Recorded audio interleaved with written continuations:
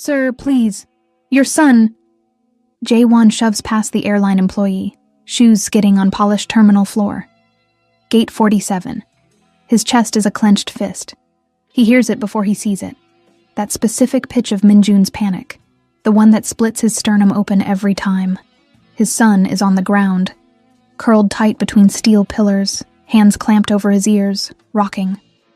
The airplane backpack, navy with that stupid subway map print Minjun refuses to leave home without, lies 3 feet away like evidence of disaster. Overhead, gate announcements boom in synthetic cheer. Flight 804 now boarding. Final call for passengers. Too loud. Always too loud. Sweetheart, can you tell me your name? A flight attendant crouches near Minjun, voice sugary and useless. She reaches for his shoulder. Anya! Anya! Minjun screams, folding smaller. Jae-won's throat closes. He's still 10 meters away, trapped behind a bottleneck of travelers dragging luggage, oblivious to the small boy breaking apart in public. His phone buzzes. Ji-hoon, probably, asking where the hell he disappeared to mid-meeting. He silences it, pushes harder through the crowd. Then he sees her, a woman in a beige blazer and black dress pants, carry on abandoned mid-corridor. She moves differently, slow, deliberate, like she's underwater. Doesn't rush toward Minjun.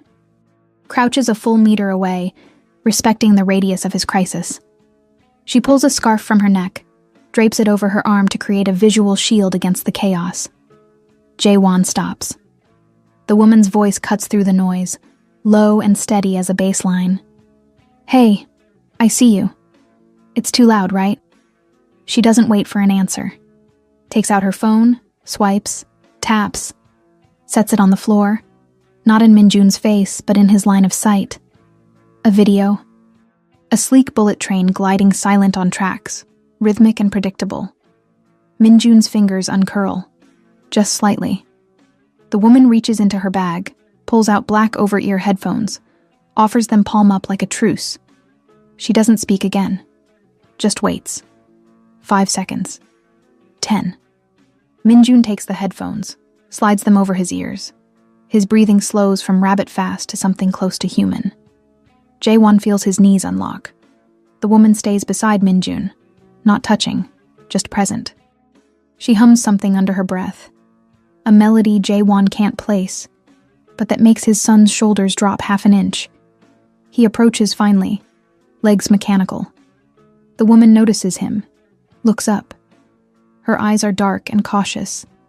Framed by exhaustion he recognizes in his own mirror. She stands slowly, steps back to give him space. Minjun sees his father. Doesn't let go of the headphones but crawls toward him, burrows into the safety of his chest. Jae-won wraps his arms around his son and feels the earthquake in his own hands. He looks at the woman, opens his mouth, closes it. Corporate negotiations, billion-dollar contracts, hostile boardroom takeovers. None of it prepared him to thank a stranger for doing what he's failed at for 7 years. Thank you. His voice cracks. She nods once, picks up her suitcase. Professional. Distant. Before she turns away, she says something that lands in his chest like a stone. He's not difficult. The world is just too loud for him. Then she's gone, swallowed by the crowd. Jae-won holds his son tighter and realizes he doesn't even know her name. If you've ever wondered whether 30 seconds can rewrite a life, keep reading. Because this is how 2 impossible families collided. And if you want more raw, real stories that don't look away from the hard parts, subscribe and help us keep writing the narratives that matter. Thaitor 3 weeks later, Serenity Monroe sits in her Brooklyn apartment, staring at an email she's read 4 times. Subject: Consulting Proposal, HanLogic's Global Accessibility Project. Ms. Monroe, we are reaching out regarding a 12-month international consultancy to design neurodivergent-friendly protocols for our global logistics AI platform. Compensation: 1.2 Manners USD. Relocation assistance to Seoul negotiable. Flexible schedule respecting your current client load. We believe your expertise is unmatched.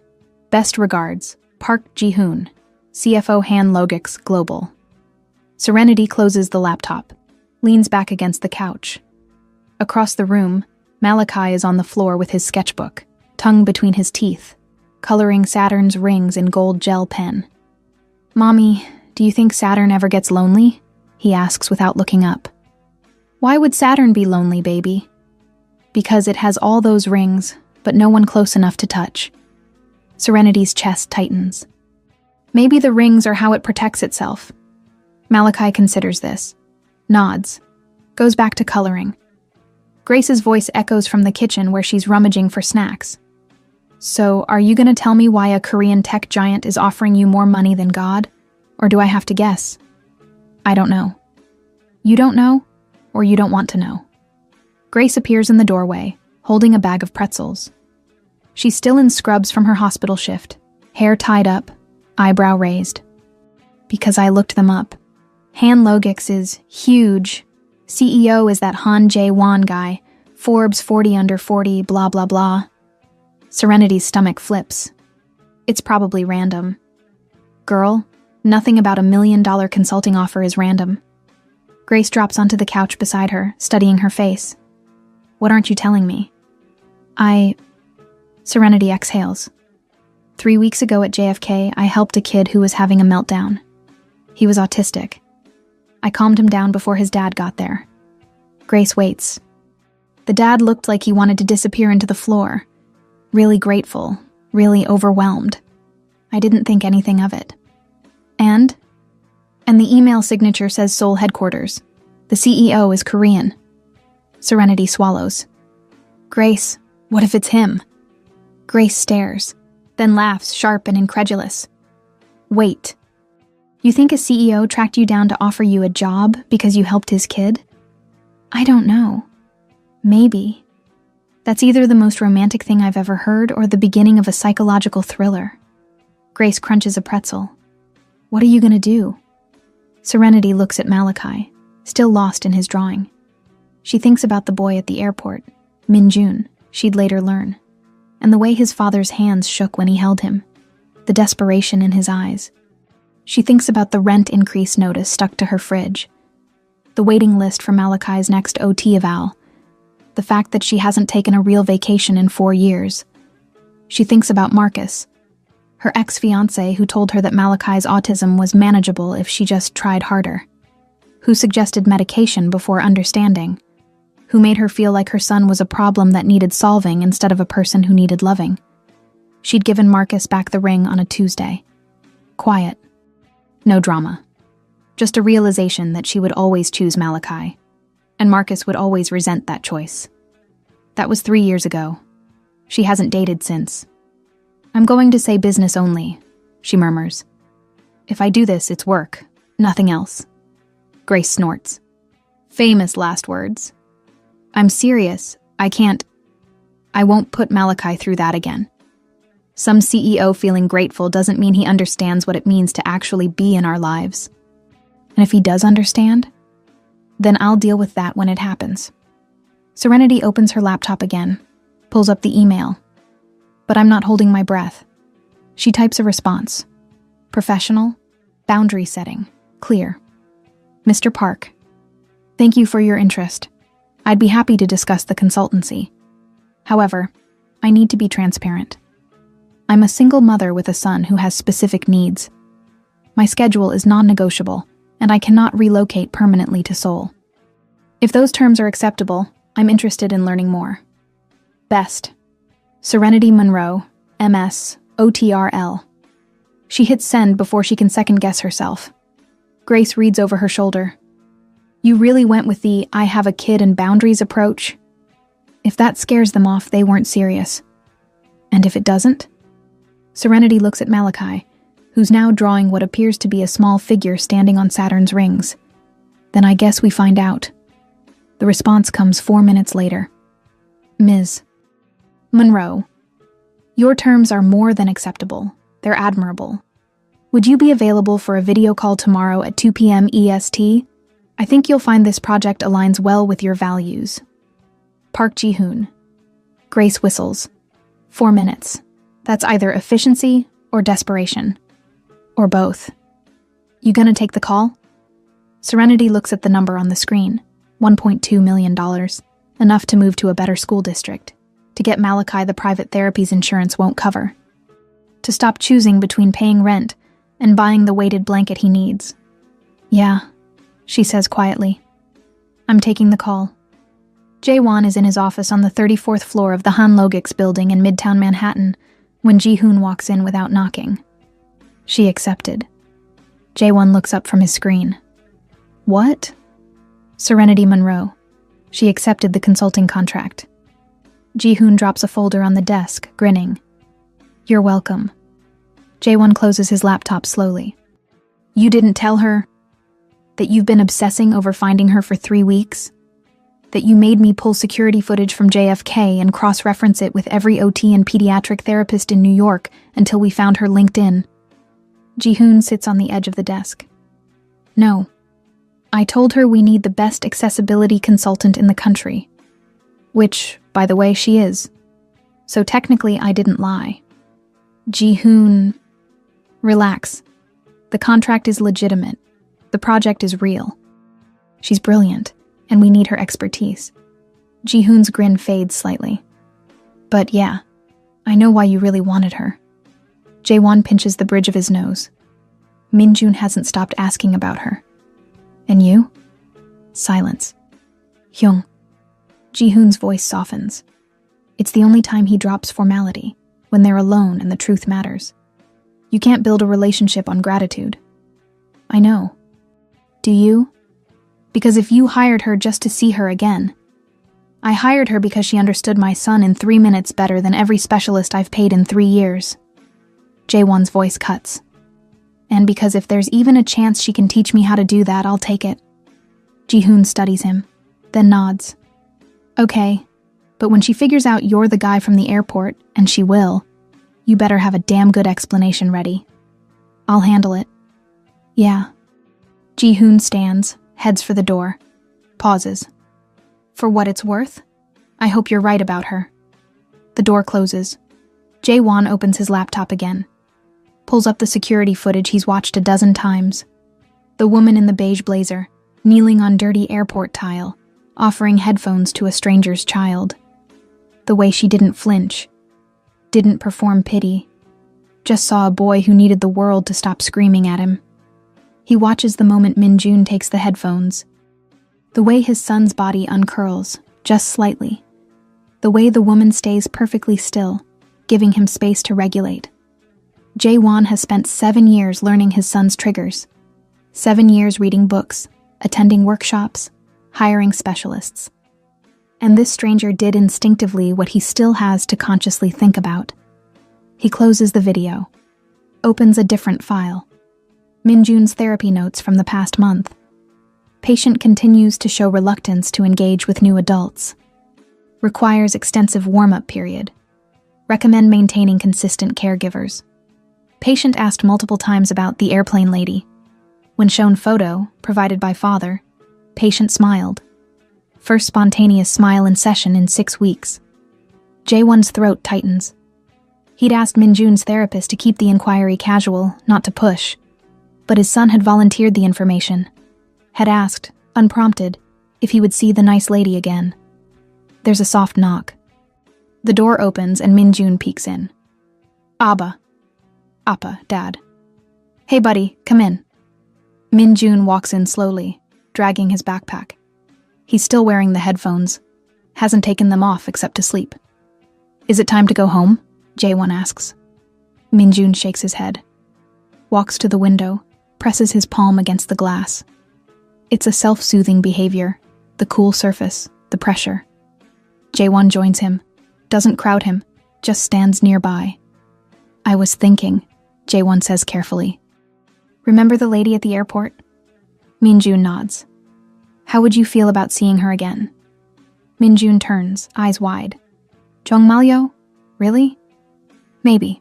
She's going to help us with some work stuff. But I wanted to make sure you'd be okay with that. Min-jun nods vigorously, then stops. Will she remember me? The question cracks Jae-won's chest open. Of course she will. What if she doesn't want to see me? Why wouldn't she? Min-jun looks down. Because I was loud. And people don't like loud. Jaewon crouches, bringing himself to his son's eye level without forcing eye contact. Minjun, she helped you because she wanted to. Not because she had to. That means she's a good person. And good people don't stop caring just because someone needs help. Promise? I promise. Minjun thinks about this. Then, can I bring her something? A thank you? Like what? I made a drawing. Of the train. The one from her video. Jaewon's eyes burn. I think she'd love that. Minjun smiles. Small and tentative, but real. He goes to his backpack, pulls out a carefully folded piece of paper, shows it to his father. It's a bullet train, silver and sleek, with thank you written in careful English letters at the top. It's perfect, Jaewon says. Do you think she'll put it on her fridge? I think she'll treasure it. Minjun folds it back up, tucks it into his backpack. Okay, I'm ready to go home now. They leave together, and Jaewon feels something he hasn't felt in years. Hope. The first meeting is scheduled in a glass-walled conference room in Han Logix's New York office. Serenity arrives 10 minutes early, dressed in a charcoal blazer and cream blouse, portfolio tucked under one arm, professional armor. Grace's parting text sits unread on her phone. If he's fine and rich, I expect a full report. Serenity smooths her hair, checks her reflection in the elevator doors. She's done this 100 times, pitched to executives who underestimate her, smiled through microaggressions, proved herself in rooms that didn't want her there. She can do this. The elevator opens. She steps into the corridor and nearly collides with a small boy. Minjun. He's holding his airplane backpack against his chest, eyes down. But he stops, looks up. His face shifts, recognition, relief, something close to joy. It's you, he breathes. Serenity's heart trips. Hey, hi. She crouches, mindful of space. It's nice to see you again. Minjun doesn't speak, just reaches into his backpack and pulls out the headphones. Her headphones. He holds them out like an offering. I kept them safe, he says. Abba, Dad said you might want them back. Serenity's throat tightens. You can keep them, sweetheart. They look good on you. Minjun smiles. It's small and quick, but it's there. Then, carefully, he pulls out the folded paper. I made you something. He hands it to her. She unfolds it slowly. The bullet train, the careful lettering, the specificity of the details. He'd drawn every window, every line of the body. Minjun, she whispers. This is beautiful. Do you like trains? I like anything that makes people happy. And this train made you happy, right? He nods. Then I love it. Minjun. Jaewon's voice, calm but tense. He steps out of a nearby office and the air shifts. He's in a navy suit, no tie, and when his eyes land on Serenity, something flickers across his face. Surprise, guilt, hope. Serenity stands, stares. You, she says slowly. Ms. Monroe. Jaewon bows slightly, formal. Thank you for coming. She doesn't move. You're the CEO. Yes. You hired me. Yes. Her jaw tightens. Was this whole thing... Did you track me down? Ji-hoon appears in the doorway behind Jaewon, looking sheepish. Okay, before anyone gets mad, let me just say that we legitimately need an accessibility consultant, and you are legitimately the best. Did you use your son to manipulate me into taking this job? Serenity's voice is ice. No. Jaewon steps forward, and she sees it. The exhaustion, the desperation. I used my resources to find the person who helped my son when I couldn't. The job is real. The project is real. If you want to walk away right now, I'll pay the cancellation clause in full and you'll never hear from me again. Serenity looks at Minjun, who's watching them both with wide, worried eyes. His hands are starting to flap. A stim, a sign of rising anxiety. She takes a breath, softens her voice. Minjun, none of this is your fault, okay? The grown-ups are just talking. He nods but doesn't stop flapping. She looks back at Jaewon. I need 5 minutes, alone, to think. Of course. He touches Minjun's shoulder. Come on, buddy. Let's go to my office. But Serenity. She'll be here when we get back, I promise. Minjun looks at her. She nods. I'll be right here. He follows his father reluctantly. Ji-hoon lingers. For what it's worth, he hasn't been able to think about anything else since the airport. Neither has Minjun. That's not my problem. No, but maybe it could be your opportunity. Ji-hoon adjusts his glasses. Look, I've known Jaewon since college. I've never seen him like this. He's not trying to manipulate you. He's just desperate to understand his kid. And you're the first person who made that seem possible. So I'm what? A solution to his parenting problems? No. You're a lifeline. And whether you take it or not is up to you. But that little boy in there? He's been carrying your drawing in his backpack for 3 weeks. He sleeps with those headphones. He asks about you every single day. Ji-hoon heads toward the door. Just think about that. He leaves. Serenity sits in the conference room, surrounded by glass and steel and the weight of a decision she didn't ask to make. She pulls out her phone, calls Grace. Hey, how's the meeting? He's the dad. Silence. Then, what? The CEO. Han Jae-won. He's the father from the airport. He tracked me down. He hired me. Holy shit. Grace, what do I do? Do you think he's trying to manipulate you? I don't know. He says the job is real. Is it? Like, if you looked at the project details, would it make sense without the airport thing? Serenity opens her portfolio, pulls out the project brief Ji-hoon sent over, scans it.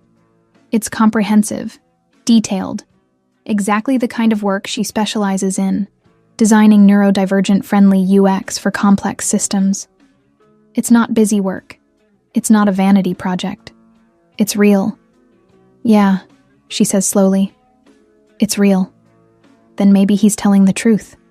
But he still tracked me down, Grace. That's not normal. No, it's not. But maybe neither is having a kid who finally trusts someone after years of therapy. Grace pauses. Ren, I'm not saying you have to take this job. But I am saying that maybe this guy isn't Marcus. Maybe he actually sees you for who you are. Someone who understands. Not someone who needs to fix things. Serenity closes her eyes. I'm scared. I know. But you're also brilliant and strong and capable of setting boundaries. So set them. Tell him what you need. And if he can't meet you there, walk away. Okay. Okay? Okay, I'm doing this, but my way. That's my girl. Serenity hangs up, sits for another minute. Then she stands, smooths her blazer, and walks to Jaewon's office. She knocks. Come in. She opens the door. Jaewon is at his desk. Minjun is in a corner, noise-canceling headphones on, drawing. I'm staying, she says. Jaewon's whole body sags with relief. Thank you. But we're doing this my way. Business only. You don't get to thank me for the airport. You don't get to make this about anything other than work. And Minjun. She looks at the boy. He's not part of meetings unless it's actually relevant to his needs. I won't have him used as leverage. Agreed. And if at any point I feel like you're crossing a line, I'm gone. No discussion. Understood. She sits down. Then let's talk about this project. They work for 2 hours. It's professional. Focused. Jaewon defers to her expertise, asks thoughtful questions, takes notes. And Minjun, in the corner, draws quietly, occasionally looks up at Serenity, smiles. When the meeting ends, Serenity packs up her materials. Minjun approaches, holds out another drawing. It's her, recognizable even in a child's simple lines. She's smiling. This is how I remember you, he says. From the airport. Serenity's eyes burn. Can I keep this too? He nods. Thank you, Minjun. As she leaves, Jaewon walks her to the elevator. I really am sorry, he says, for not being up front. Just don't do it again. I won't. The elevator opens. She steps in. Ms. Monroe, Serenity. She turns. He trusts you. I don't know why, but he does. And that's not something I take lightly. Then don't break it. The doors close. Serenity rides down 34 floors and lets herself breathe. The project is sprawling, designing sensory-friendly UX for Handlogix's global logistics AI, which coordinates shipments across 30 countries. Serenity spends her first week auditing their existing platform, taking notes in a leather-bound notebook she's had since grad school. Jae-won is professional, distant, polite. He sits across from her in meetings, asks clarifying questions, defers to her expertise. He doesn't mention the airport, doesn't bring Min-jun into the office again.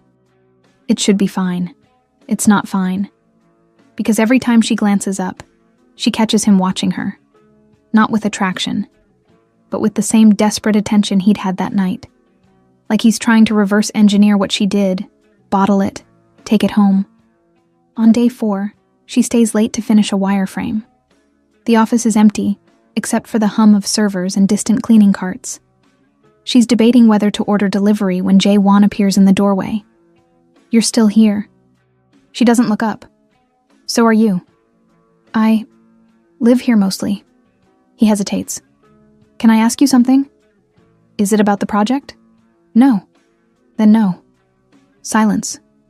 She hears him start to leave, then stop. He listens to that playlist every night, Jae-won says quietly. The one you played at the airport. He asks for it by name. Silk Roads. I didn't know music could do that for him. Serenity sets down her pen. Turns. Jae-won is leaning against the doorframe, and for the first time, she sees past the suit. Sees the father who's been white-knuckling through every day. It's not the music, she says. It's the predictability, the pattern. Autistic kids, autistic people, process the world differently. When everything is chaos, patterns are lifelines. I should know that. Why? Because he's my son. Because I've read every book, hired every specialist. His voice fractures. And a stranger did in 3 minutes what I can't do in 3 years. Serenity stands, walks over, stops a careful 2 feet away. You knelt on a dirty airport floor for him, she says. You didn't care who saw. You didn't perform. You just held him. That's not nothing. Jae-won looks at her, and she sees wetness at the corners of his eyes. I don't know how to do this, he admits. I don't know how to be enough for him. Then stop trying to be enough. Just be present. How? By stopping the constant optimization. By accepting that some days will be hard and that's okay. By letting him see that you're human too. She softens.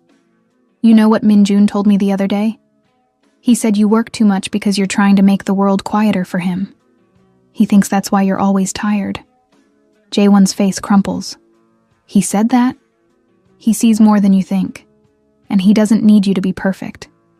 He just needs you to be there. I am there. Physically, yes. But emotionally, you're so busy trying to fix things that you're not actually experiencing them with him. Serenity crosses her arms. When's the last time you just sat with him? No agenda, no therapy goals, just existed together? Jae-won doesn't answer. That's what I thought. He exhales shakily. Will you teach me? Teach you what? How to just be with him without trying to fix everything. Serenity studies him. This powerful man, brought to his knees by love for his son. It's the most human thing she's seen in years. That's not in my contract, she says finally. I know. I'm asking anyway. Why? Because you're the only person who's ever made it seem possible. And because I'm out of options and pride, and I'll take help from anywhere at this point. The raw honesty of it disarms her. Fine, she says. But not here. Not in your office where you're the CEO. Somewhere neutral. Where? Do you know that park near the Brooklyn Bridge? The one with the sensory playground? I can find it. Saturday, 10 a.m. Bring Min-jun. No assistants, no security, just you two. What are we doing? Learning how to play. Saturday morning is overcast and cool. Serenity arrives at the park with Malachi, who's clutching his sketchbook and buzzing with excitement. Is the airplane boy coming? He asks for the 7th time. Yes, baby. Min-jun is coming. Can I show him my new drawing of Jupiter? Of course. They find a bench near the playground. Malachi immediately starts setting up, laying out his colored pencils in order, opening his sketchbook to a fresh page. Jae-won and Min-jun arrive 10 minutes later. Min-jun sees Serenity and his face lights up. He doesn't run, too much sensory input. But he walks quickly, purposefully. Hi, he says. Hi, Min-jun. She gestures to Malachi. This is my son, Malachi. Malachi looks up, waves. Hi. I'm Malachi. I like planets. I'm Min-jun. I like trains. Do you want to see my Jupiter drawing? Min-jun nods. They sit at the picnic table. Malachi shows Min-jun his sketchbook. Min-jun pulls out a folded piece of paper, a hand-drawn subway map, meticulously detailed. They don't talk much after that. Just exist side by side, sharing space. Serenity and Jae-won sit on a bench 20 feet away, watching. He never does this, Jae-won says quietly. Does what? Initiates, shares. He's always parallel, next to other kids, but not with them. Malachi's the same way. Serenity watches her son point at something in the sketchbook, watches Min-jun lean closer to look. I think they understand each other. Because they're both autistic? Because they both know what it's like when the world doesn't make sense. They don't have to explain themselves to each other. They can just be. Jae-won is quiet for a long moment. I envy that. Envy what? The ease. The acceptance. I spend so much time trying to understand Min-jun that I forget to just accept him as he is. That's common, especially for neurotypical parents. We think understanding equals control. But with autistic kids, control is an illusion. Acceptance is the only way forward. How did you learn that? Serenity smiles sadly. The hard way. I spent Malachi's first 5 years trying to make him fit into a world that wasn't designed for him. Forcing eye contact. Punishing stims. Pushing social interactions he clearly didn't want. Her voice gets rough. I was so focused on making him normal that I didn't see how much I was hurting him. What changed? He stopped talking to me, completely, for 2 weeks. And I realized I'd rather have my son, exactly as he is, than some neurotypical version I was trying to create. She wipes her eyes. So I started listening. Really listening. And I learned that everything he does serves a purpose. The hand flapping calms him. The scripts help him process. The drawing gives him control when everything else is chaos. And you stopped trying to fix him. I stopped seeing him as broken. She looks at Jae-won. That's the shift you need to make. Min-jun doesn't need fixing. He needs understanding. But what about his future? His ability to function independently? Define function. Define independence. Because those are neurotypical constructs. Maybe independence for Min-jun looks different than independence for a neurotypical kid. Maybe he'll need support his whole life. And maybe that's okay.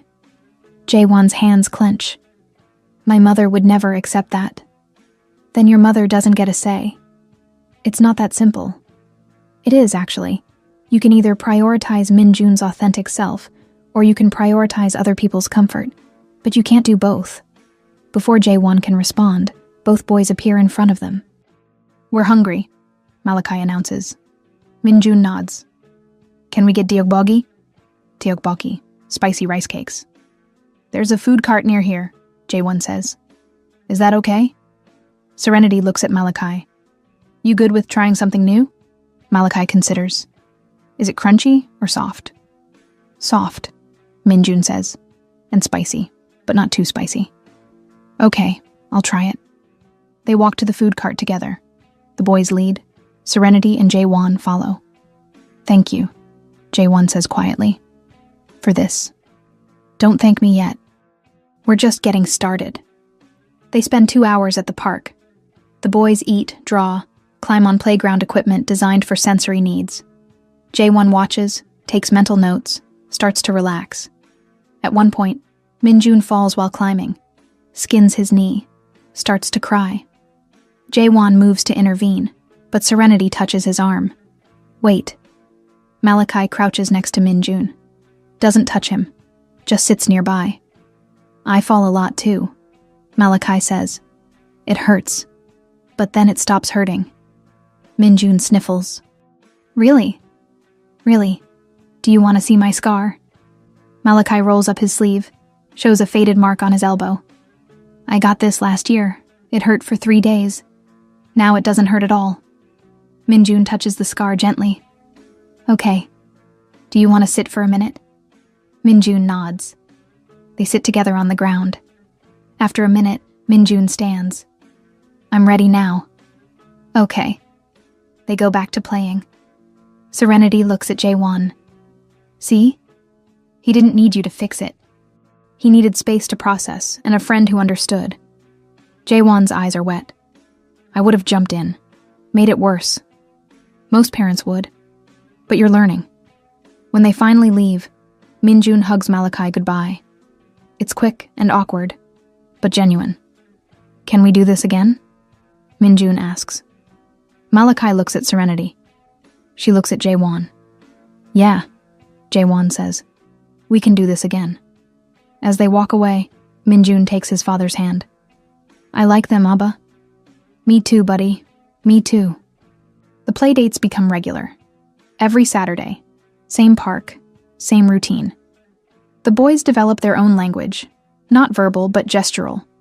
A tilt of the head means I need space. A tap on the shoulder means look at this. Parallel play that somehow feels deeply connected. Serenity and Jaewon talk more about parenting, about autism, about the impossible weight of raising kids who see the world differently. My ex-wife left when Minjun was 4, Jaewon says one afternoon. The boys are at the playground. The adults are on their usual bench. I'm sorry. She said it was genetic, that I'd given him defective genes. His voice is flat. She refused to accept the diagnosis, kept insisting he was just shy, just delayed, that if we pushed him harder, he'd be normal. Jesus. I didn't fight her when she left. I was relieved. He looks at Serenity. Does that make me a terrible person? It makes you human. She sends money, never calls. Minjun doesn't ask about her anymore. Does he remember her? I don't know. We don't talk about it. Jaewon runs a hand through his hair. His therapist says that's bad, that I should bring it up. But I don't know how. What are you afraid of? That he'll ask why she left, and I'll have to tell him it's because of who he is. Serenity's chest aches. You don't have to say that. But it's true. No, it's true that she couldn't handle it. That's her failure, not his. How do I explain that to a 7-year-old? Honestly, simply. You tell him some people aren't strong enough to love the way he needs to be loved. And that's not his fault. Jaewon is quiet. My mother paid her to leave. Serenity's head snaps up. What? I found out 6 months ago. My mother gave her $2 million to divorce me quietly. No scandal. No public disclosure of Minjun's diagnosis. His hands shake. She thought she was protecting us, protecting the family name. Did you confront her? I tried. She doesn't see it as wrong. She sees it as pragmatic. That's not pragmatism, that's control. That's my mother. Serenity processes this. Does Minjun know? No, and I don't know if I should tell him. Not now. But eventually, yeah. He deserves the truth. I'm afraid it'll break him. Kids are more resilient than we think, and secrets are heavier than truth. Jaewon looks at her. You're good at this. At what? Seeing through the noise. Cutting to what matters. I've had practice. They sit in comfortable silence, watch their sons play. Can I ask you something? Jaewon says. Depends. Why did your ex leave? Serenity tenses. That's personal. I know. You don't have to answer. She's quiet for a long moment. Then, he didn't leave. I ended it. Why? Because he saw Malachi as a project, something to manage. He kept suggesting therapies that were basically torture, ABA that punished stimming, social skills groups that forced eye contact. When I said no, he accused me of limiting Malachi's potential. Her voice hardens.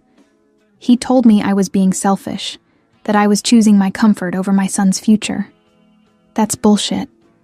I know, but it still hurt. Do you regret it? Ending it?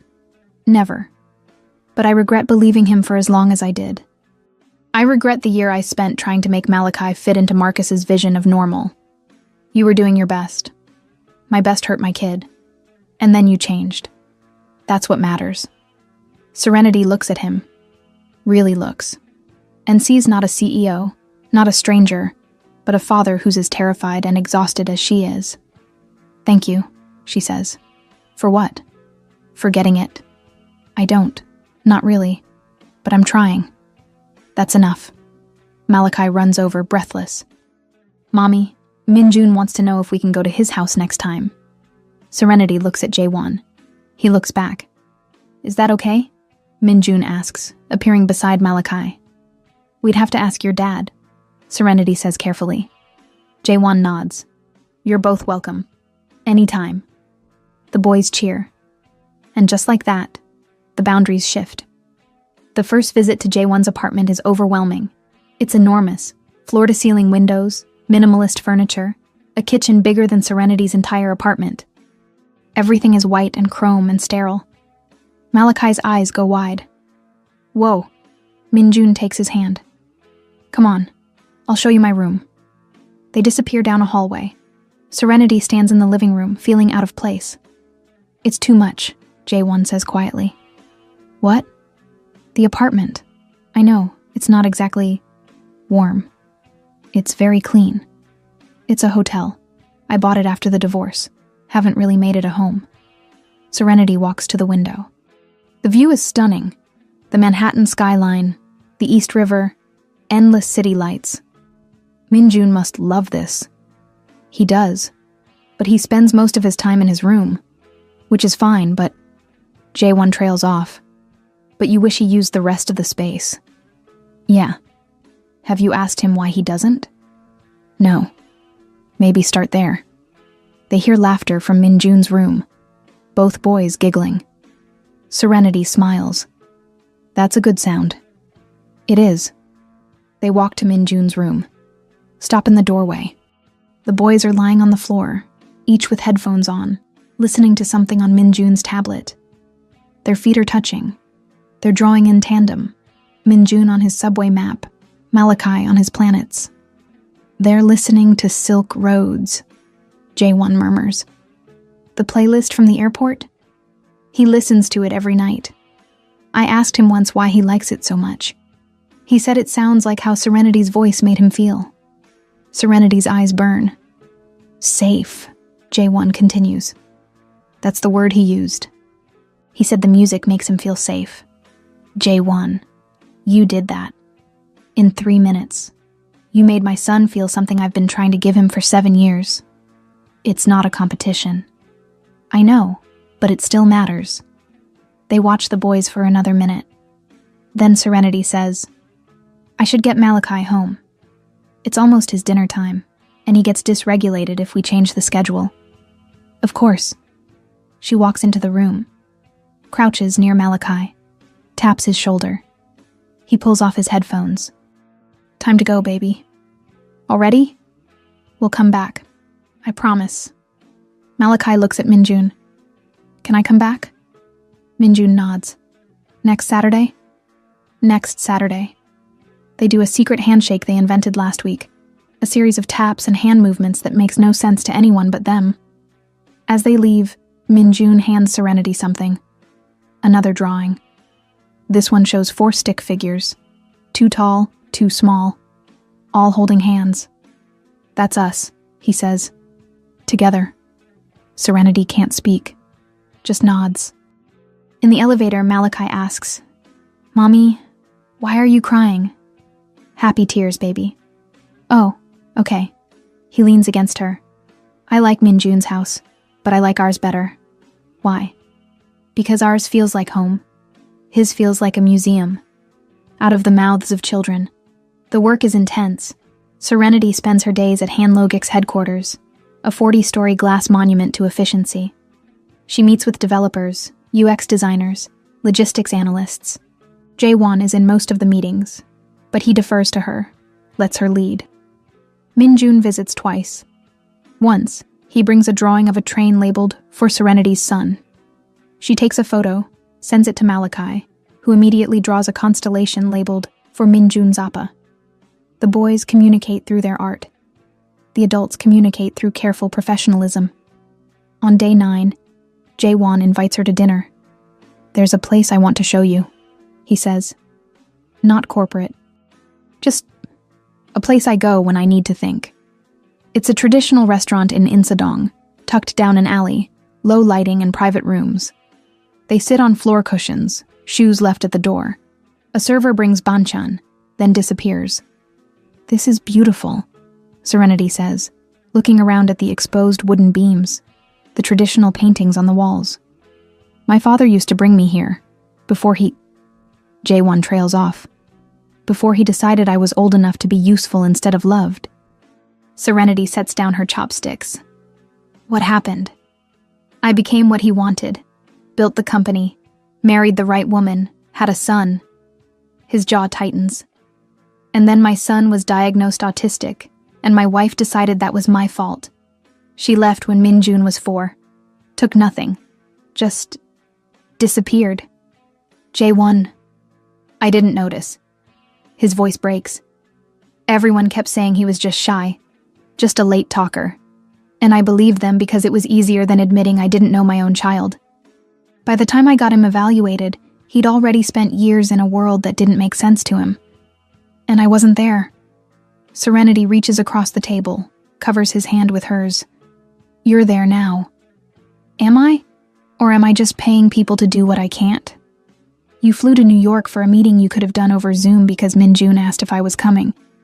You let him disrupt your board meetings because he feels safe with you.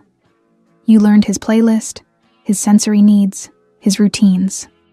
She squeezes his hand. "That's not absence. That's love." Jaewon looks at their joined hands, then at her face. His eyes are wet. "I don't know how you do it," he whispers. "Alone. I'm not alone.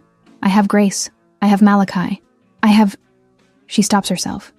"You have?" he prompts. "I have a life I built brick by brick so no one could knock it down." She pulls her hand back slowly. "And I can't let someone in who might." "I wouldn't." "You can't promise that." "Serenity. My ex-fiancé told me Malachi could get better if I tried harder. He saw my son as a project, as something broken." Her voice shakes. "So I chose Malachi, and I swore I'd never let anyone make me choose again." Jaewon leans forward. "I would never ask you to choose. Everyone does eventually. I'm not everyone." Their faces are inches apart. His eyes drop to her mouth. She sees the intention, feels her breath catch. He leans in. She pulls back, stands abruptly. "I can't." "Serenity. I'm sorry. I can't." She grabs her bag, hands shaking. "Thank you for dinner. Please don't. I need to go. I need to check on Malachi. I need..." Her voice breaks. She leaves before he can stop her. Outside, the night air is cold and sharp. She walks 3 blocks before she realizes she doesn't know where she is. Seoul at night is a maze of neon and crowds, voices in a language she doesn't speak. She pulls out her phone with trembling fingers, orders a car, stands shivering on a corner in a city that isn't hers. Her phone buzzes. Jaewon. "I'm sorry. I shouldn't have..." She stares at the screen. Types nothing. Another text. "You're right. I can't promise I won't hurt you, but I can promise I'll try not to, if you let me." She closes her eyes, feels tears slip down her cheeks. The car arrives.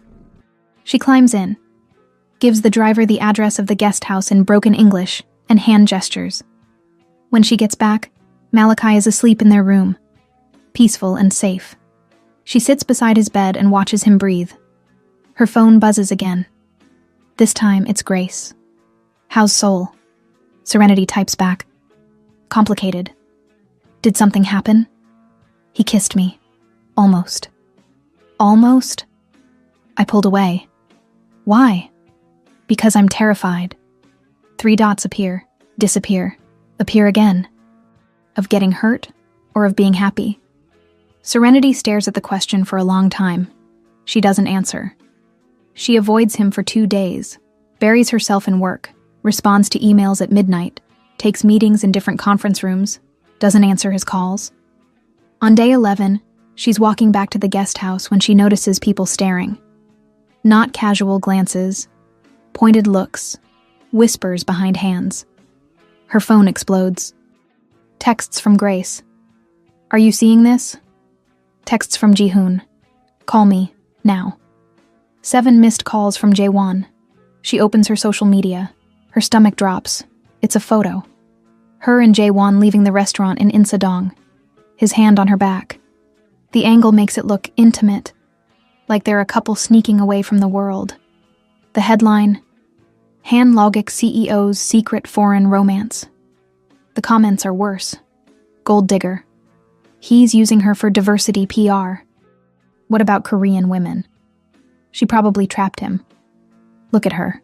She's not even pretty. Another black woman going after Asian men for money. The slurs get worse from there. Serenity stops reading after the 5th racial epithet. She sits on a bench outside a convenience store. Can't breathe. Her phone rings. Jaewon. She answers. Serenity, I'm so sorry. Did you know they were following us? No, I swear. I need to go home. Please don't. I can't do this. I can't put Malachi through this. I can't. Her voice breaks. I should never have come here. Serenity, please. Let me fix this. You can't. She hangs up. She books the next flight out. Packs in 10 minutes. Wakes Malachi gently. Are we going home? He asks, groggy and confused. Yes, baby. But Minjun? We'll see him later. I promise. Did I do something wrong? No. No, baby, you didn't do anything wrong. She holds him tight. Sometimes grown-ups make things complicated. But it's not your fault. He nods against her shoulder. She calls Grace, sobbing while packing. Come home, Grace says. Right now. She's at Incheon Airport by dawn, waiting at the gate when Jaewon appears, out of breath, still in yesterday's clothes. Don't go. She doesn't look at him.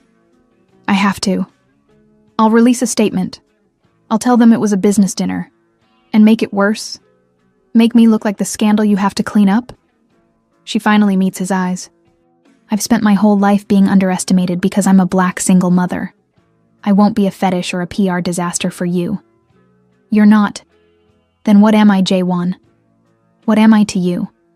He opens his mouth. Closes it. The truth is too complicated. Too new. Too terrifying to say aloud. That's what I thought. She picks up her bag. Tell Minjun I'm sorry. He's going to ask for you. I know. Her voice breaks. Serenity. Goodbye, Jaewon. She boards the plane. Takes her seat. Malachi falls asleep against her shoulder immediately, exhausted. She stares out the window as Seoul disappears beneath clouds and sees Jaewon's face in the terminal, devastated and helpless. She tells herself she made the right choice. She doesn't believe it. She gets home and Malachi knows immediately. Mommy, why are you sad? I'm just tired, baby. But your eyes are red. She pulls him into her lap, holds him tight. Sometimes grown-ups have hard days. Did someone hurt you? No, baby. I'm okay. But she's not. She reads the comments. Even though Grace tells her not to, even though she knows better, they call her opportunistic, predatory, a bad mother for leaving her son to chase a rich man, a homewrecker, even though Jaewon is divorced. Someone digs up her address, posts it online. Someone else photoshops her face onto explicit images. The worst ones call her the N-word, over and over. in English and Korean and languages she doesn't recognize. Grace finds her at 2 a.m., laptop open, face wet, hands shaking. Ren, stop. They think I'm using him. They think I... Grace closes the laptop firmly, sits beside her. They don't know you. They don't know him. They're shouting into the void because their own lives are empty. It doesn't feel empty. It feels like drowning. I know. But you're not alone. And you're not wrong. You're just human. Grace wraps an arm around her shoulders. Serenity leans into her. I shouldn't have gone. You took a chance. That's not a mistake. It feels like one. Because you're scared. But fear doesn't mean you were wrong. It just means you're brave enough to risk something. Her phone buzzes. Another text from J1.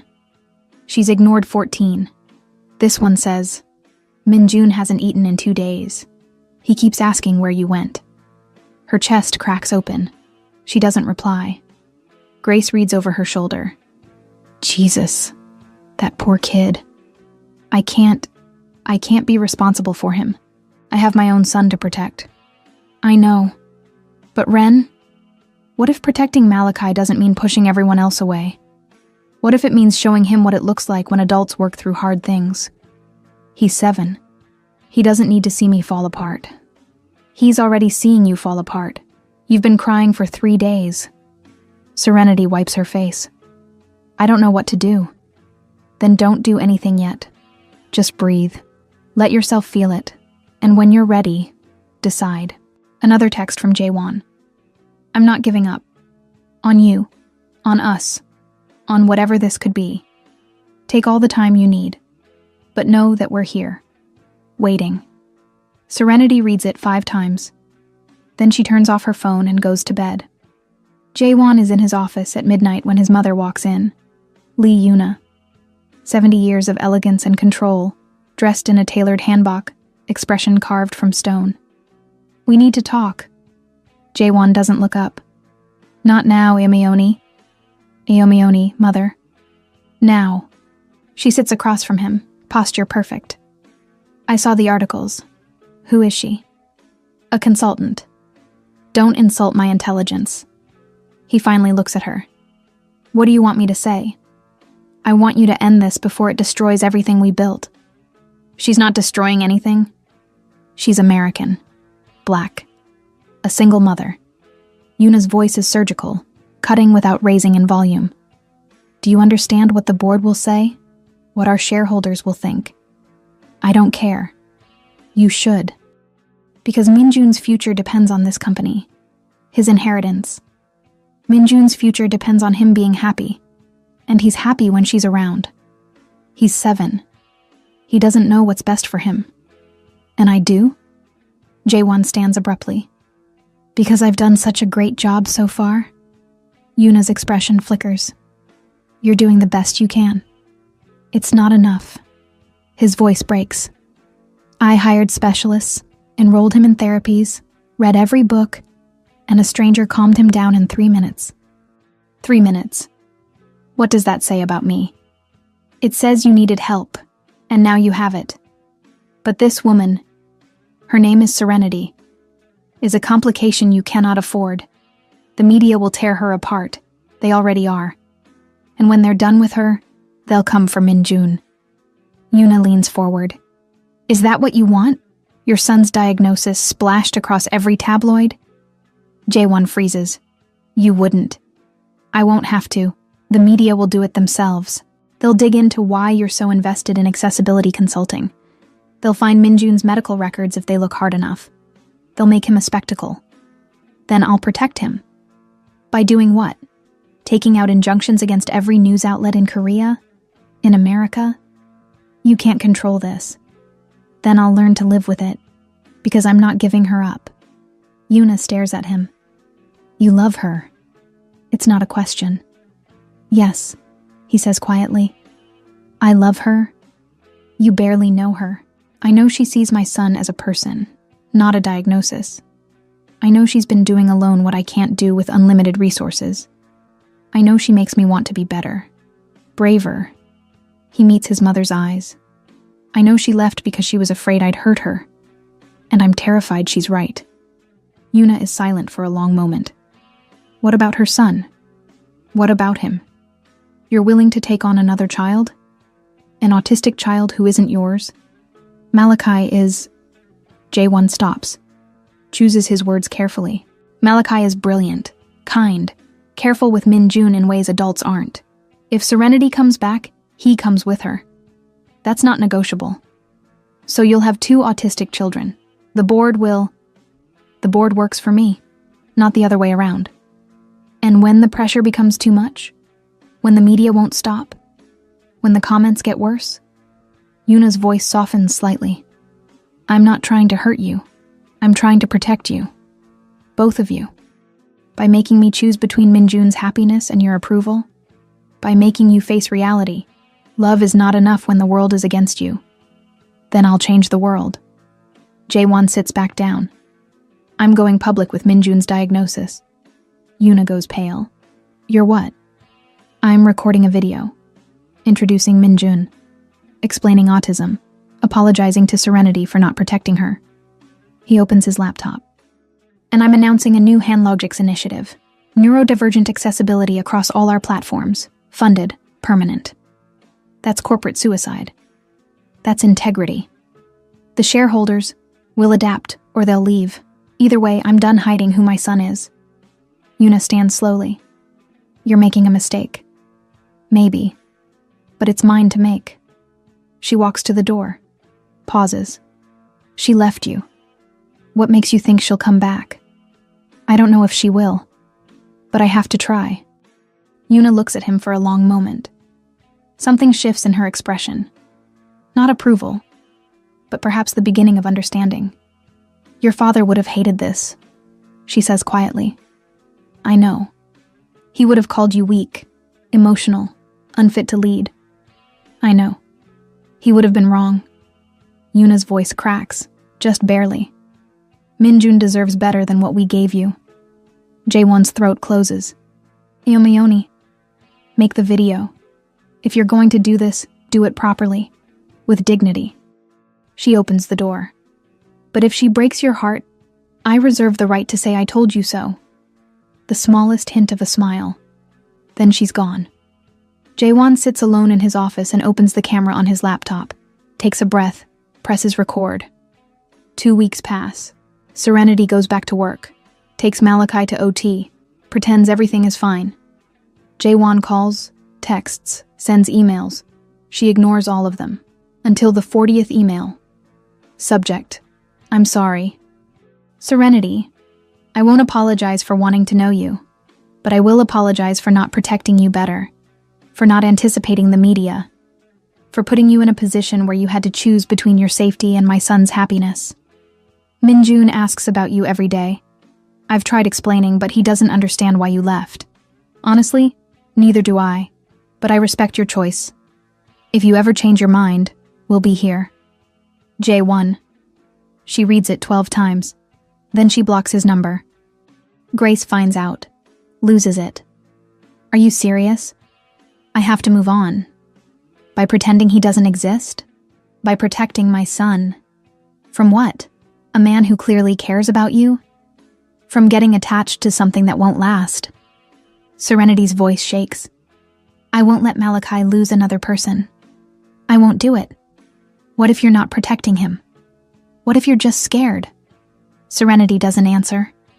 That night, Malachi asks, Mommy, can we call Min-jun? Not tonight, baby. Why not? Because it's complicated. But he's my friend. I know. Did I do something wrong? No. No, baby, you didn't do anything wrong. But Malachi's face crumples. Then why can't I talk to him? Serenity holds him while he cries and hates herself. She lies in bed that night, staring at the ceiling, wondering if she's making the biggest mistake of her life. Her blocked messages folder has 37 texts from Jae-won. She doesn't read them, but she doesn't delete them either. Ji-hoon finds Jae-won in the executive bathroom at 3 p.m., leaning over the sink, hands shaking. Hyung. Jae-won doesn't look up. He won't eat. Min-jun? 3 days. He's drinking water, but he won't eat. I've tried everything. His safe foods, new foods, letting him pick. Nothing. Did you call his therapist? She said it's emotional regression, protest behavior. Jaewon's voice breaks. He thinks if he stops eating, serenity will come back. Jihoon exhales sharply. Jesus. I don't know what to do. Jaewon's knees buckle. Jihoon catches him, lowers him to the floor. Breathe. I can't do this. Yes, you can. I'm losing him, Jihoon. My son is disappearing and I don't know how to stop it. Jihoon holds his friend while he breaks apart. This man who commands boardrooms and billion-dollar deals, reduced to a terrified father on a bathroom floor. When Jaewon can breathe again, Jihoon says, "You need to fight for her. She blocked me. So find another way. She doesn't want me. She wants to protect her kid. That's not the same thing." Jihoon pulls him to his feet. Look, you can either sit here and let fear win, or you can show up. Really show up. Not with money or contracts. With the truth. What truth? That you love her. That you're terrified. That you'll fail 100 times, but you'll keep trying. That's what she needs to hear. Jaewon wipes his face. What if it's not enough? Then you tried. But if you don't try, you've already lost. Jaewon looks at himself in the mirror. Red eyes, hollow cheeks, a man unraveling. Then he thinks of Minjun, of Serenity, of the way she looked at his son like he was whole. He pulls out his phone. What are you doing? Jihoon asks. Something I should have done weeks ago. The video goes live at 6 a.m. Seoul time, 5 p.m. New York time. It's filmed in Jaewon's living room. No suit. Just a gray sweater and exhaustion carved into every line of his face. Minjun sits beside him, headphones on, drawing quietly. He looks thinner, paler. My name is Han Jaewon. I'm the CEO of Han Logix Global, and this is my son, Minjun. He gestures to the boy, who looks up briefly, then back at his drawing. Minjun is 7 years old. He's autistic. And for a long time, I didn't know how to talk about that. He pauses, swallows hard. I was raised to believe that vulnerability is weakness, that asking for help is failure. So when Minjun was diagnosed, I threw money at the problem, hired specialists, read books, built routines. I thought if I worked hard enough, I could manage it. Minjun shifts closer to his father. Jaewon's hand comes up automatically, rests on his son's back. A gesture so natural, it's clear they've done this 1,000 times. But 3 months ago, Minjun had a meltdown at JFK Airport, and I couldn't help him. I stood there, paralyzed, while my son was in pain. And then a stranger, a woman I'd never met, did what I couldn't. She calmed him down. She saw him. Really saw him. His voice cracks. Her name is Serenity Monroe. She's a pediatric occupational therapist, a single mother, and one of the bravest people I've ever met. He looks directly at the camera. When photos of us leaked, she was attacked online, called names I won't repeat, accused of using me, and I said nothing. I let her walk away because I was afraid. He wipes his eyes roughly. I'm done being afraid. Minjun deserves better. Serenity deserves better. He glances at his son. Family isn't blood or nationality. It's who shows up when things fall apart. It's who sees you at your worst and stays anyway. Minjun looks up. Abba, is Serenity coming back? Appa, is Serenity coming back? Jaewon's face crumples. I hope so, buddy. Minjun nods solemnly. Goes back to drawing.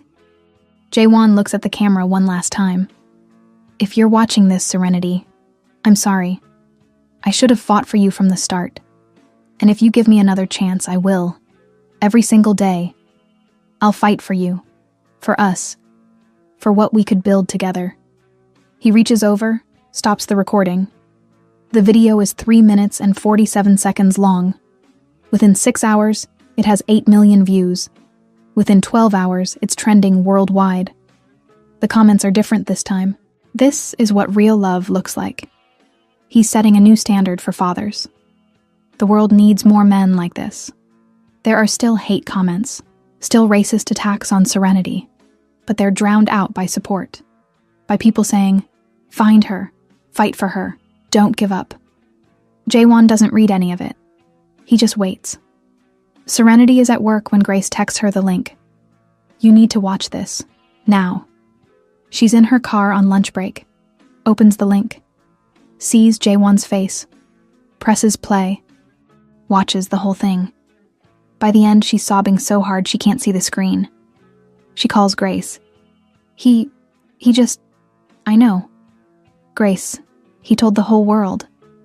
I know. What do I do? Whatever your heart tells you. Serenity drives home in a daze. Her phone won't stop buzzing. Notifications, messages, emails from reporters. She ignores all of it.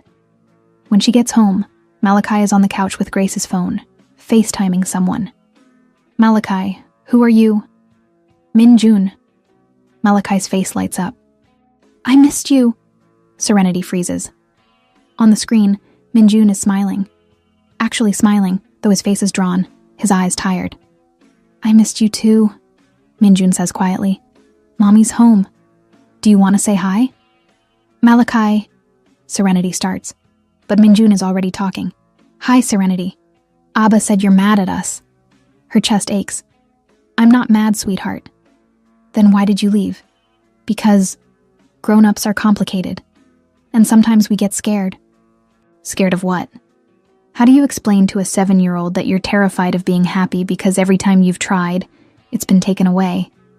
Scared of getting hurt, she says honestly. Min-jun nods slowly. I get hurt a lot. When I fall. When sounds are too loud. When people don't understand. He looks at her with those serious eyes. Abba says being scared is okay. But staying scared forever means you miss good things. Serenity's throat closes. Abba misses you. He cries at night. I hear him. Min-jun, can you come back? Please. I promise I'll be good. I'll eat. Oh, sweetheart, this has nothing to do with you being good. You're already perfect exactly as you are. Then why won't you come back? Malachi looks at her with the same question in his eyes. Min-jun is sad, Mommy. And I'm sad too. Can't we help them? Serenity sits beside her son, looks at both boys on the screen. These two children who found each other in a world that doesn't always understand them. You're right, she whispers. Friends help each other. So you'll come back?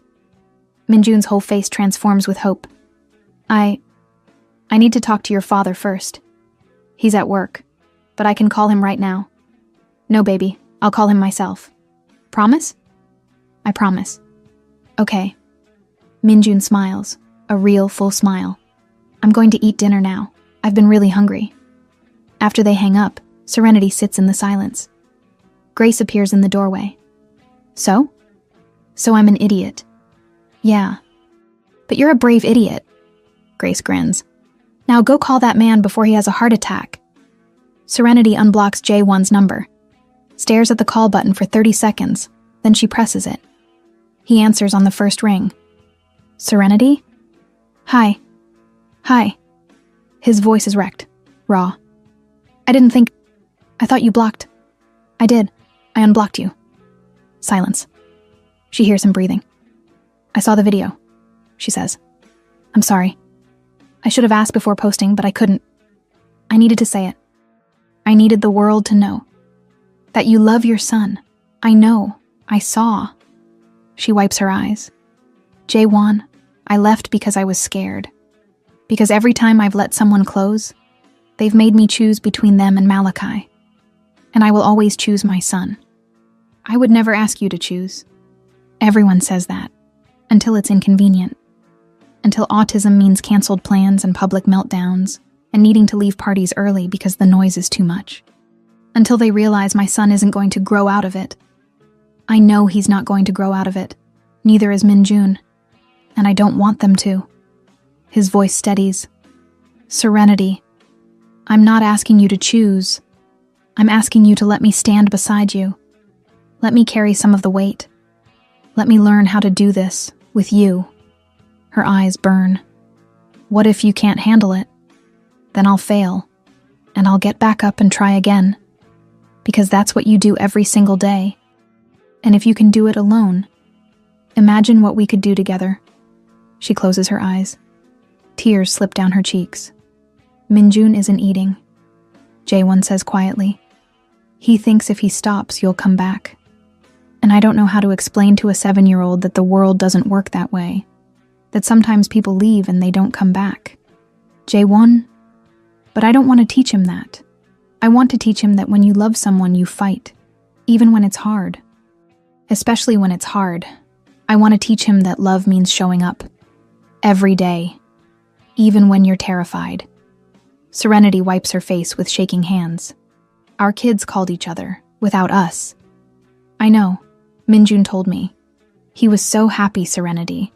I haven't seen him smile like that in weeks. Malachi said we have to help each other, because that's what friends do. Smart kid. Takes after his mother. She almost laughs. Almost. Silence stretches between them. Not uncomfortable, but full. Can I come see you? Jaewon asks. Just to talk. Face to face. You'd fly to New York? I'd fly anywhere. I'd swim if I had to. Despite everything, she smiles. That's dramatic. I'm feeling dramatic. She takes a breath. Okay. Okay? Come see us. But Jaewon. Yeah? Don't make promises you can't keep. Not to me, and definitely not to Malachi. If you're not sure about this, about us, don't come. I'm sure. How can you be?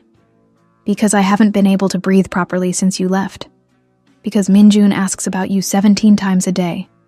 Because I watched that footage from the airport 100 times, and every time, I see the same thing. Someone who stopped when no one else did. Someone who saw my son and didn't flinch. His voice drops. Someone I want in my life. In our lives. If you'll have us. Serenity can't speak. Just nods, then realizes he can't see her. Okay, she whispers. Okay? Come to New York. We'll figure out the rest. She hears him exhale, long and shaky, like he's been holding his breath for weeks. I'll be there tomorrow, he says. Tomorrow? I'm booking a flight right now. Is that too soon? She thinks about Malachi's face when he talked to Minjun, about the drawing of 4 stick figures still hanging on her refrigerator. No, she says. It's not too soon.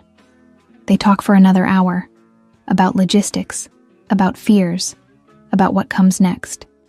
When they finally hang up, Serenity sits in the quiet of her apartment and lets herself feel something she hasn't felt in years. Hope. Jaewon lands at JFK 48 hours later. He doesn't tell her when. Doesn't ask her to pick him up.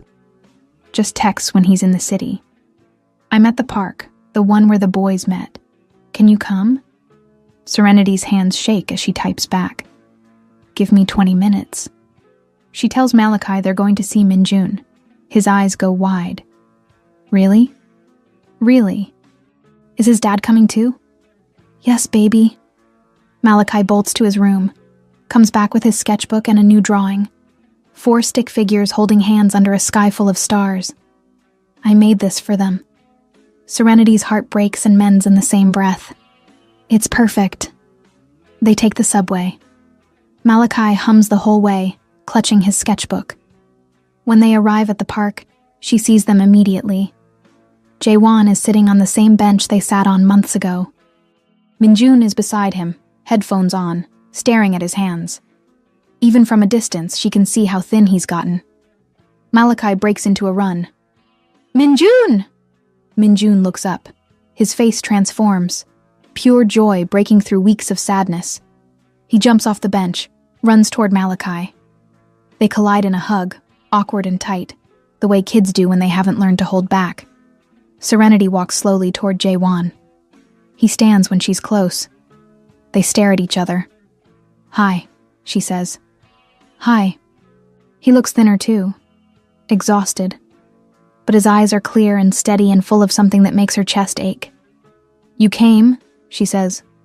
I told you I would. I know, I didn't think you'd actually... She stops, looks at the boys. They're sitting in the grass now, Malachi showing Min-jun his drawing. They really missed each other. So did I, Jae-won says quietly. She looks at him. Jae-won, let me say this. Please. He steps closer. I don't have this figured out. I don't know how to balance 2 countries or 2 families or any of it. But I know that Min-jun is happier when you're around. And so am I. And I hope, that maybe you are too. I am, she admits. But I'm also terrified. Me too. What if we mess this up? What if we hurt the kids? Then we'll apologize, and we'll do better. But Serenity? What if we don't mess it up? What if this actually works? She looks at the boys again. Min-jun is laughing. Actually laughing at something Malachi said. It's the most beautiful sound she's ever heard. I don't know how to do this, she whispers. Neither do I, but I think we figure it out together. He reaches for her hand, waits. She takes it. His fingers close around hers, warm and steady and real. One step at a time? He asks. One step at a time. They stand there, hands joined, watching their sons rebuild a friendship that distance couldn't break. Min-jun started eating again, Jae-won says. Right after you called. He had 3 meals yesterday. Kept asking when he'd see Malachi. Malachi's been different too. Quieter. Drawing more. Grace said he's been processing grief. They bonded so fast. Because they see each other. Really see each other. No filters, no expectations, just acceptance. I want that, Jae-won says. For us. She looks at him. It's not that simple. I know, but we can try. Before she can respond, both boys appear in front of them. We're hungry, Malachi announces. Min-jun nods. Can we get food together? All of us? Jae-won looks at Serenity. She looks back. Yeah, she says. All of us. They walk to a small restaurant near the park. The boys sit together on one side of the booth, Serenity and Jae-won on the other. It feels natural. Right. Min-jun shares his fries with Malachi. Malachi shares his chicken nuggets with Min-jun. They communicate in gestures and small words, their own private language. Abba? Min-jun says between bites. Yeah, buddy? Is Serenity staying this time? Jae-won freezes. Looks at Serenity. She takes a breath. Looks at Min-jun. I'm not going anywhere, sweetheart. Not unless you want me to. I don't want you to go, ever. Then I'll stay. Promise? She glances at Jae-won. He nods almost imperceptibly. I promise, she says. It might be complicated. Your dad and I have a lot to figure out, but I'm not leaving you or Malachi. Not again. Min-jun smiles, wide and genuine. Okay. Malachi looks at Jae-won, studies him with those serious eyes. Are you going to be my dad now? Jae-won's face goes pale. He opens his mouth, closes it. Serenity reaches under the table, squeezes his knee. A silent message. It's okay. Just be honest. I'd like to be, Jae-won says carefully. If that's okay with you. But you don't have to call me Dad if you don't want to. You can call me Jae-won. Or Mr. Han. Or... Can I think about it? Malachi asks. Of course. Okay. Malachi nods, turns to Min-jun. Want to see my new planet drawing? Yeah! They're immediately absorbed in the sketchbook, the heavy conversation forgotten. Serenity exhales shakily. That was terrifying, Jae-won finishes. Yeah, but we got through it. Barely. He takes her hand on the table. We'll get better. Promise? I promise to try. That's all I can offer. She squeezes his hand. That's enough. They finish eating, walk back to the park. The boys run ahead, chasing pigeons, laughing. I need to tell you something, Jae-won says. Serenity tenses. Okay. My mother wants to meet you. Officially. Oh God. I know, but she's trying. After I posted the video, she called me. Said, his voice gets rough. She said Minjun deserves better than what they gave me. That I'm doing the right thing. That must have been hard for her. It was. She's not good at admitting she's wrong, but she's trying. When does she want to meet? Next month, in Seoul. But only if you're comfortable.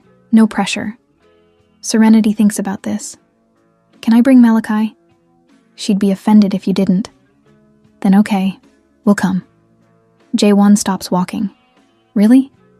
Really. But Jaewon, yeah? If she makes one comment about Malachi's autism, or mine, or suggests we need to fix anything, I'm out. Immediately. Fair. And for the record, if she does that, I'll be the one to shut it down. Good. They reach the playground. The boys are on the swings side by side, pumping their legs. This is going to be complicated, Serenity says. I know. 2 countries, 2 cultures, 2 autistic kids, your mother, the media. I know.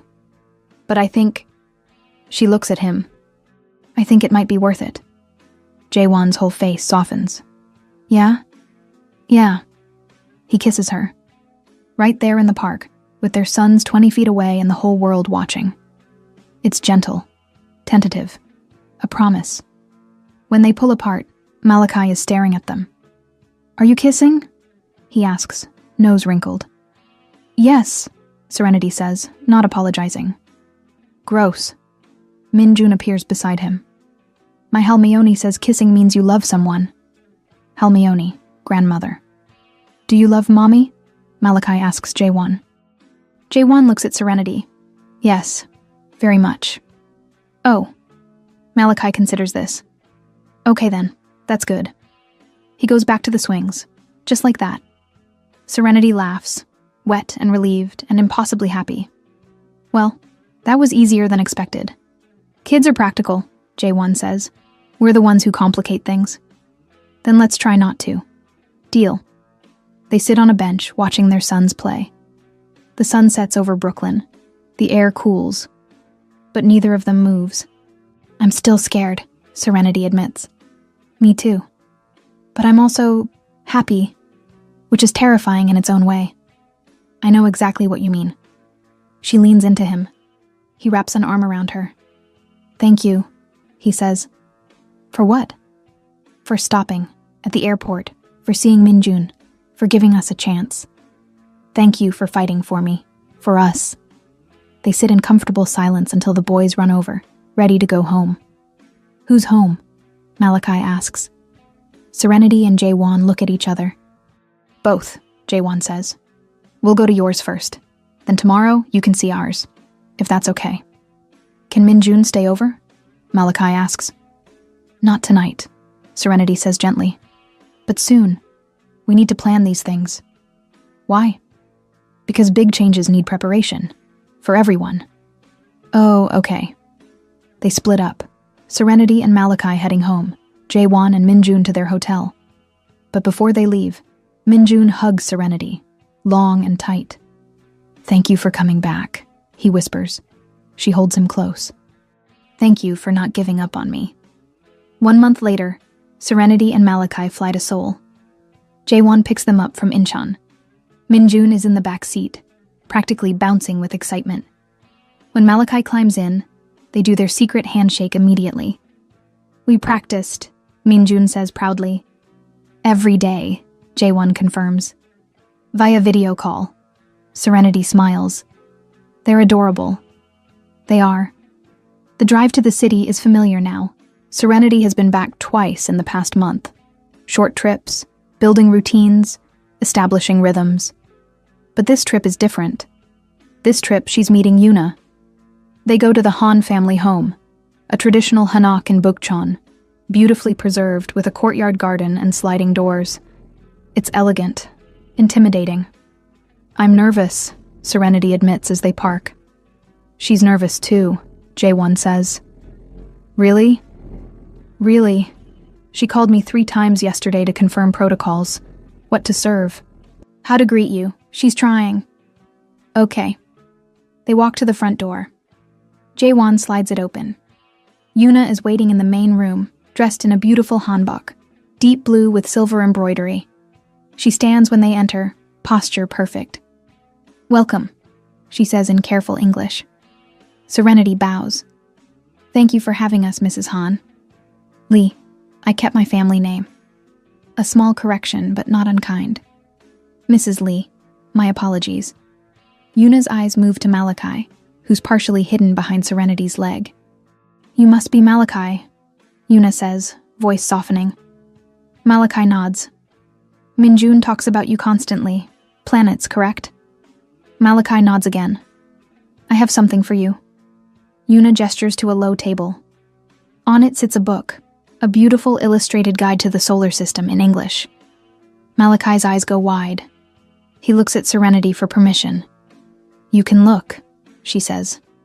He walks over, picks up the book carefully, opens it. His whole face lights up. "Thank you," he says quietly. "You're welcome." Minjun appears from another room, sees Malachi, runs over. They immediately sit on the floor with the book, pointing at pictures, talking in their shared language. Yuna watches them. Something shifts in her expression. "Tea?" she offers. "Yes, thank you," Serenity says. They sit at the table. Yuna pours with precise, practiced movements. "I owe you an apology," Yuna says without preamble. Serenity blinks. "I'm sorry?"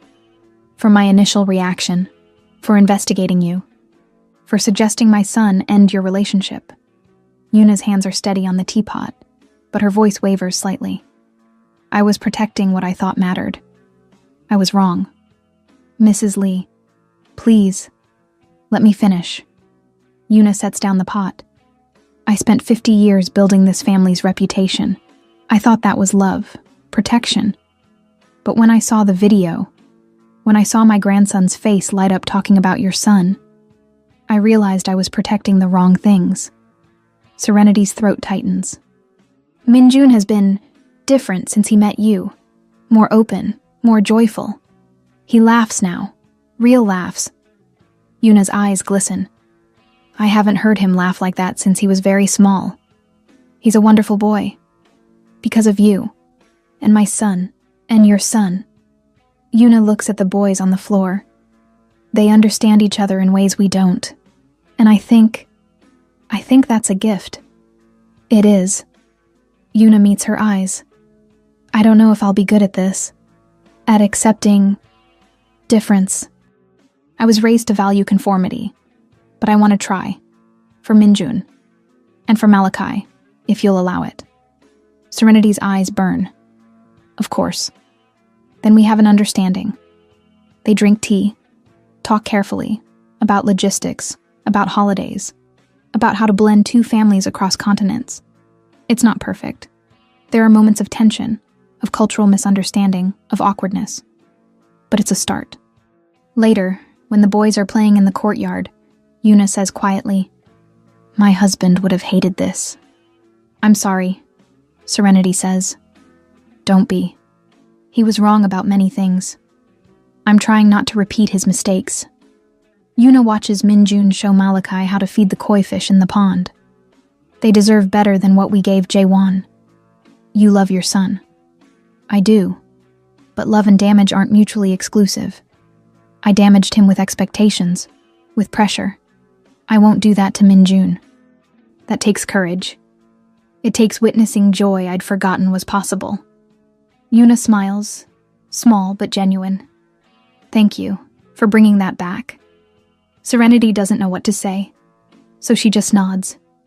When they leave that evening, Yuna hugs Minjun and does something unexpected. She crouches to Malachi's level. "Will you come back?" she asks. "Will you have more books?" he asks. She laughs, a real laugh.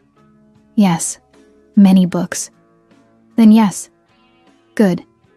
As they drive away, Jaewon is quiet. "You okay?" Serenity asks. "My mother laughed." "I heard. I haven't heard her laugh in, I don't know, years, maybe decades.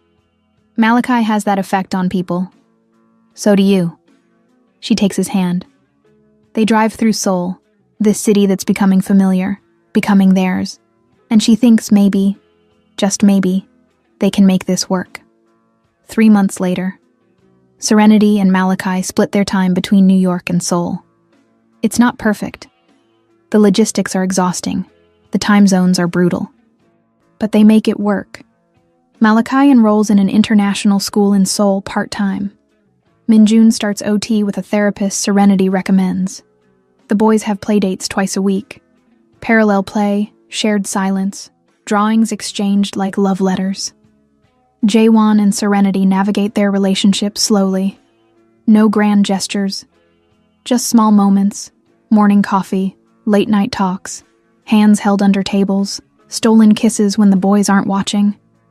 Grace visits once, takes one look at Jaewon, and whispers to Serenity, "Girl, you're in trouble." "I know. Good trouble, though." "Yeah, good trouble."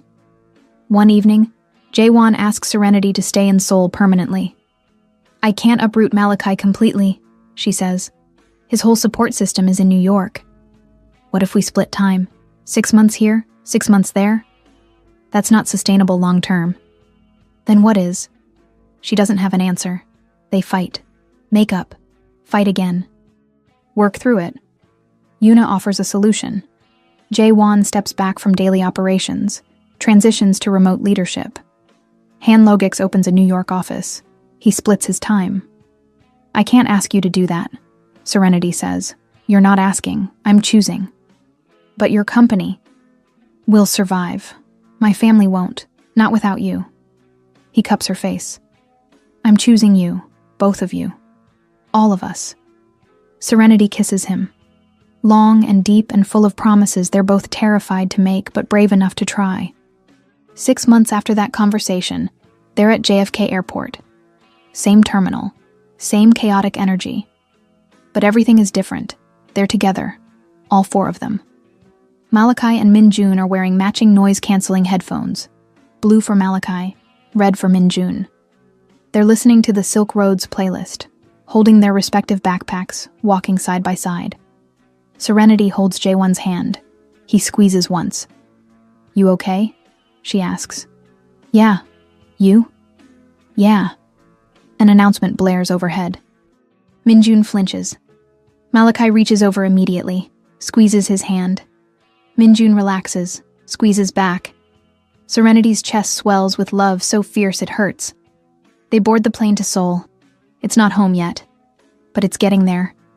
As they settle into their seats, Jaewon and Serenity in one row, the boys across the aisle together. Minjun turns to his father. "Abba? Yeah, buddy? Is Serenity my Yama now?" "Yama? Mom." Jaewon looks at Serenity. She looks back, eyes shining. "What do you think?" Jaewon asks gently. Minjun considers this seriously. Looks at Serenity. "Can I call you Iyama?" Serenity's voice breaks. "If you want to, sweetheart, but you don't have to. You can call me Serenity." "I want to call you Iyama." He pauses, uncertain. "Is that okay?" She can't speak, just nods, tears streaming. Malachi pipes up from across the aisle. "Does that mean Mr. Jaewon is my dad now?" Jaewon freezes, looks at Serenity, panicked. She laughs through tears. "What do you think, baby?" Malachi looks at Jaewon, studies him with those serious, assessing eyes. "Do you promise not to leave?" Jaewon's face crumples. "I promise. I'll mess up sometimes. I'll make mistakes. But I will never, ever leave you. Either of you. Okay?" Malachi nods decisively. "Then yes. You can be my dad." Just like that. The plane takes off. The boys fall asleep quickly, heads tilted toward each other across the aisle, still holding hands even in sleep. Serenity leans into Jaewon's shoulder. He wraps an arm around her, kisses the top of her head. "We're really doing this," she whispers. "We really are. I'm still scared sometimes." "Me too. But I'm also happier than I ever thought possible." "Me too." She tilts her head up, looks at him. "I love you." It's the first time she's said it out loud. His eyes go bright. "I love you too. So much." They kiss. soft and sweet, while their sons sleep and the plane carries them toward tomorrow. Toward a life they're building together, one careful decision at a time. Toward a family that doesn't look like anyone else's, and that's exactly why it's perfect. 1 year later, the apartment in Seoul has changed. There are drawings covering the fridge, subway maps and planets side by side, weighted blankets on both boys' beds, a sensory corner in the living room with soft lights and textured pillows, plants by the window that Malachi insists on watering every Tuesday. It looks like a home now. Serenity works remotely, consulting for companies across 3 continents. Jaewon leads Hanlogics from wherever they are: New York, Seoul, sometimes London for conferences.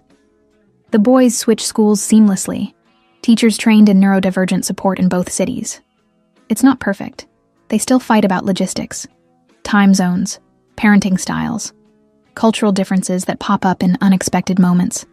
But they show up, every single day. Grace visits for Chuseok, the Korean harvest holiday, watches Serenity and Jaewon navigate a family dinner with Yoona, Ji-hoon, and both boys. It's loud and chaotic and full of laughter. "You did good, Ren," Grace says later, helping with dishes. "We're still figuring it out." That's the point. You don't have to have it all figured out. You just have to keep showing up. Grace bumps her shoulder. "And you're doing that, both of you." One evening, Serenity finds Minjun and Malachi in their shared room, working on something together. She peeks in quietly. It's a drawing, big, sprawling across 2 sheets of paper taped together. 4 people holding hands under a sky full of stars and trains and planets. Each person is detailed. Minjun's careful lines, Malachi's bold colors. "What's this?" she asks softly. "Our family," Malachi says simply, not looking up from his coloring. Minjun nods. "We made it together. For Halmione. For her wall. It's beautiful." "Do you think she'll like it?" Minjun asks, worried. "She'll love it." "Can we hang it up now?" Malachi asks. "Absolutely. Come on." They hang it in the hallway, right by the front door, so everyone who enters knows exactly what this family is built on. Later, after the boys are asleep, Serenity and Jaewon sit on the couch, exhausted and content. "I never thought I'd have this," Jaewon says quietly. "Have what?" "A family that actually feels like family. Not obligation, not performance, just people who love each other, messy, real, imperfect. We're definitely imperfect. I don't want perfect, I want real." He pulls her closer. "I want this, every day, forever." Forever is a long time. Not long enough. She turns to look at him. He's smiling, but his eyes are serious. "Marry me," he says. Her heart stops. "What?" "Marry me. Not because it makes sense logistically, not because of the kids, but because I love you. Because I want to build this life with you. Because I can't imagine waking up without you." He takes her hand. "I don't have a ring yet. I wanted to ask first. Make sure you..." She kisses him, cuts off the words with her lips, her hands in his hair, her heart wide open. When she pulls back, she's crying. "Yes," she says. "Yes? Yes, I'll marry you. You ridiculous, wonderful man. Yes." He laughs, pulls her close, buries his face in her neck. She feels wetness on her skin, his tears mixing with hers. "I love you," he whispers. "I love you too." In the other room, Minjun calls out, "Iyama, I need water." Malachi echoes, "Dad, I can't find my notebook." Serenity and Jaewon look at each other, laugh through their tears. "Welcome to real," she says. They get up, together, because that's what family does. They show up. They stay. They weather the chaos side by side. And when the world gets too loud, they turn down the volume together. 6 months later, they get married in a small ceremony in Brooklyn. Grace officiates. Yoona cries. Ji-hoon makes a speech about Jaewon finally learning to ask for help. Minjun and Malachi are ring bearers. They walk down the aisle side by side, matching suits, matching nervous smiles. When Serenity walks down the aisle, no father to give her away, just her own strong legs carrying her toward her future, Jae-won cries openly. She joins him at the altar, takes his hands. Grace says, "These two people have already built a family. Today they're just making it official. Jae-won, your vows." Jae-won clears his throat. "Serenity, you stopped when no one else did. You saw my son when I couldn't. You taught me that love isn't about control or perfection. It's about showing up. Every day, even when it's hard." His voice breaks. "Especially when it's hard. I promise to show up for you. For our sons. For this messy, beautiful life we're building. Every single day." Serenity wipes her eyes. "Jae-won, you fought for me when it would have been easier to let me go. You chose vulnerability over pride. You chose love over fear." She squeezes his hands. "You showed me that family isn't about being perfect. It's about being present. I promise to be present. For you. For Minjun. For Malachi. For all of us. Through every hard conversation. Every cultural misunderstanding. Every time zone. Every airport. I choose you. I choose us. Every single day." They exchange rings, simple bands, nothing flashy. Grace grins. "By the power vested in me by the internet and the state of New York, I now pronounce you married. Kiss already." They do. The small crowd cheers. Minjun and Malachi run up, hug them both. "Are we a real family now?" Malachi asks. "We were always a real family," Serenity says. "This just makes it official." "Oh, okay." He thinks about this. "Can we have cake now?" Everyone laughs. They have cake. They dance. They celebrate. And when the night ends, the four of them walk home together through Brooklyn streets. Two parents, two sons, one family built on choice and courage and love that refused to give up. Epilogue. 2 years later. Minjun is 9. Malachi is 9. They're in the same grade now, both thriving in a neurodivergent-friendly school in Seoul. Serenity's consulting firm has expanded. She trains companies worldwide on accessibility and neurodivergent inclusion. Jae-won stepped down as CEO, now serves as chairman of the board. He works from home 3 days a week, attends every school event, never misses bedtime. Yuna visits every Sunday, brings books for Malachi, subway maps for Minjun. She's learning to be a grandmother in ways her own mother never taught her. Grace moved to Seoul for a year, just to be nearby. She says it's for work. Everyone knows it's for family. Ji-hoon is dating someone, a kindergarten teacher who specializes in inclusive education. He brings her to family dinners. Everyone pretends not to notice he's glowing. One Saturday afternoon, the whole family is at the park. The boys are at the playground. The adults are on benches watching. "Remember when we met?" Jae-won says to Serenity. "At the airport. You stopped. You were terrified. I still am, sometimes. Me too. But we're doing it anyway." "Yeah, we are." Minjun runs over, breathless. "Yoma, Malachi says there might be a planet made of diamonds. Is that true?" Serenity grins. "Let's look it up together." Malachi joins them, tablet in hand. It's called 55 Cancri E.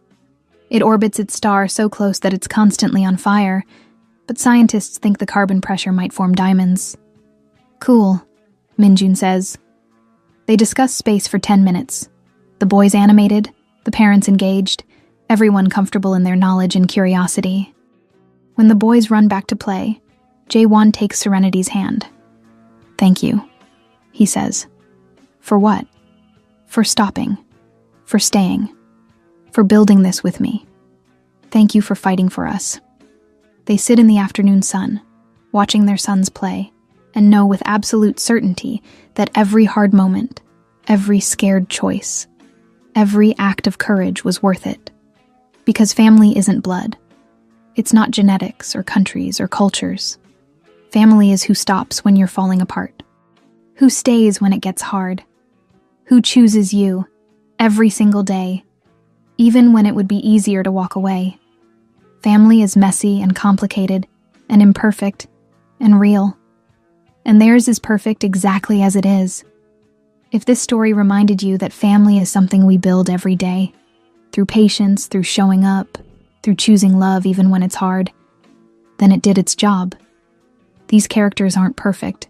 They're beautifully, messily human. And maybe that's the most powerful love story of all. The one where people choose each other, over and over again, even when it would be easier to walk away. Want more raw, real stories that don't look away from the hard parts? Stories that celebrate neurodivergent families, cross-cultural love, and the courage it takes to be vulnerable? Subscribe and help us keep writing the narratives that matter. Your support means we can keep telling stories about families that don't fit the mold, because those are the families that need to see themselves on the page the most. Thank you for reading. Thank you for staying. Thank you for believing that love is something we build, not something that just happens. Now go hug your people, the ones who stayed when it got hard. They're your real family.